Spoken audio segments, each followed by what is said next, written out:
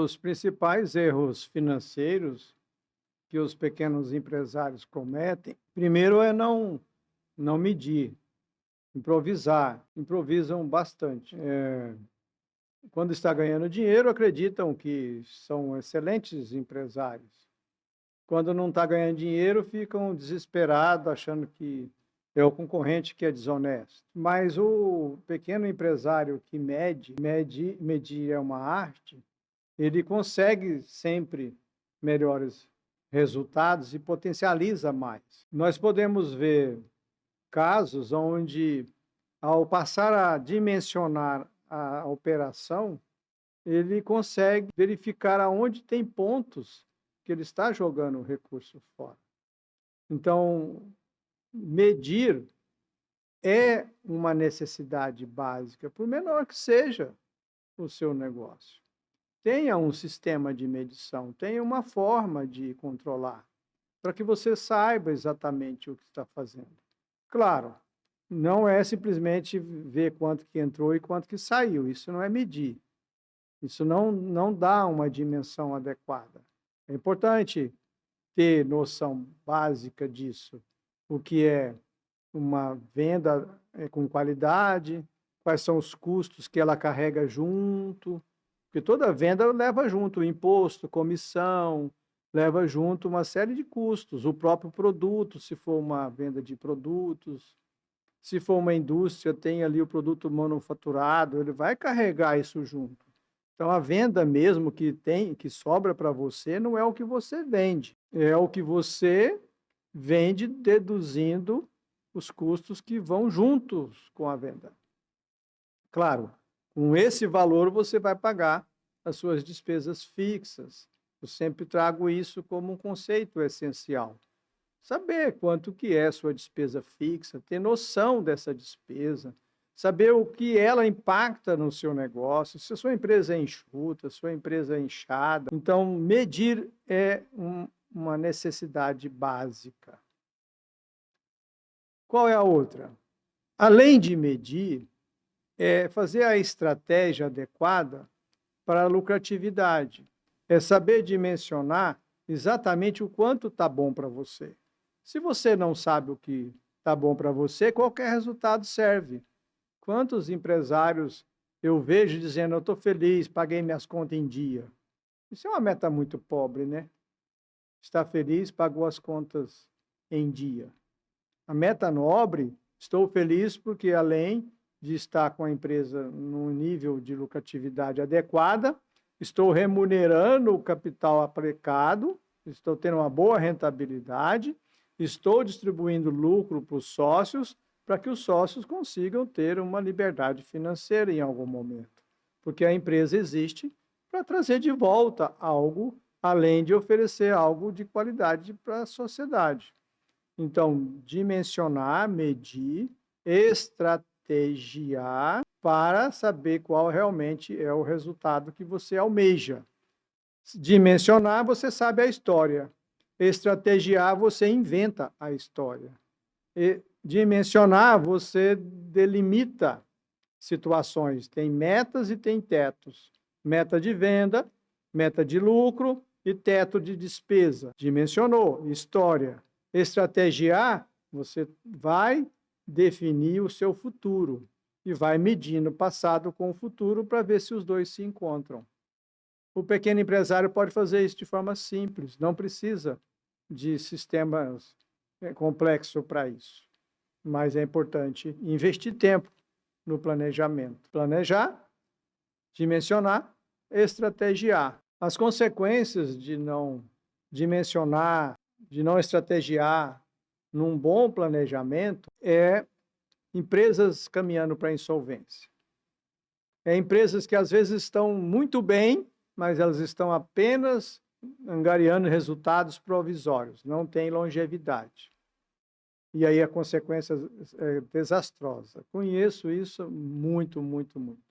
As consequências de não planejar, de não estrategiar e nem medir o que você está fazendo, medir com a ciência da medição, são desastrosas. Empresas fecham todos os dias no Brasil. De cada 100 empresas que abrem, 80 fecha em 2 anos, 80%. Então, é importante saber, ter noção, medir, seguir em frente. As consequências disso, de saber fazer isso, de planejar, é lucratividade, longevidade, é uma empresa que alimenta os stakeholders, as partes interessadas, alimenta o governo pagando adequadamente os impostos, alimenta a sociedade com aquilo que produz, alimenta os fornecedores com uma gama de oportunidades para quem lhe fornece, alimenta os funcionários, a equipe, trazendo qualidade, formação, novas habilidades. Uma pequena empresa não é um pequeno negócio, é um grande negócio. Um exemplo que nós podemos dar é de um restaurante que dimensionou mal, estava ganhando bem. Na verdade, vamos começar do começo. Estava muito mal, nos buscou, ficou muito bem, aí achou que era o rei da cocada. Começou a querer abrir novos negócios antes da hora, sem dimensionar, mesmo contra a nossa orientação. O que aconteceu? Descapitalizou, perdeu a liquidez, e o que mais acontece? Com 2 empresas ou 3, ganha menos do que ganhava com uma. Tem um caso do Bob Tasca, é o nome dele. É um caso já antigo, mas muito rico para os dias atuais. O Bob Tasca, ele tinha uma oficina mecânica nos Estados Unidos. E um dia, num domingo de manhã, ele estava andando e viu um carro parado, um carro da Ford, e ele parou para dar um socorro. E o senhor do carro agradeceu muito, porém não foi possível arrumar o carro. E o Bob deu o carro dele e falou: na segunda-feira eu arrumo o seu carro e mando entregar. E assim que aconteceu. Emprestou o carro dele mesmo para o dono do carrão da Ford. Passado uns 15 dias, ele recebe uma carta na oficina do presidente da Ford dizendo que a oficina dele estava de parabéns e que o mecânico dele, que atendeu achando que ele era um mecânico, foi muito gentil e convidando para fazer uma visita na Ford. Encurtando a conversa, ele virou concessionária Ford. Concessionária Ford. Mas aí que entra no exemplo que eu quero dar. Ele virou a maior concessionária Ford dos Estados Unidos. Mais outro exemplo em cima do exemplo. Ele foi tentado a abrir uma rede de concessionárias. Nunca aceitou, porque ele queria ter uma que fosse a maior, a melhor, que desse melhor resultado. E ele era feliz e ganhava mais do que quem tinha 10, 20 concessionárias nos Estados Unidos. Ganhava mais. Só que ele dissolvia velhos paradigmas. Para ele, o cliente sempre tinha razão. Para ele, o cliente não interessava. Se o cliente comprasse um carro na concessionária dele, 2 dias depois voltasse, não gostei, ele pegava o carro de volta. A concessionária dele era a mais limpa, a mais brilhante, a mais arrumada dos Estados Unidos, e todo cliente era muito bem tratado. Nunca ele dizia não para um cliente. Então, os clientes deles eram os maiores vendedores para ele.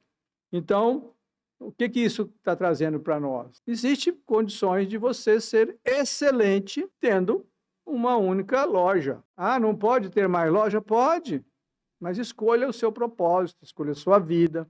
E se for ter mais, faça com planejamento, dimensionamento e estratégia financeira e econômica. Se esse conteúdo lhe aqueceu o coração, você acha que ele tem valor não só para você, se você está lembrando de alguém, compartilhe com ele. Pode ser que seja útil para ele também. E se você gostou mais um pouco do que isso, compartilhe para muitas pessoas.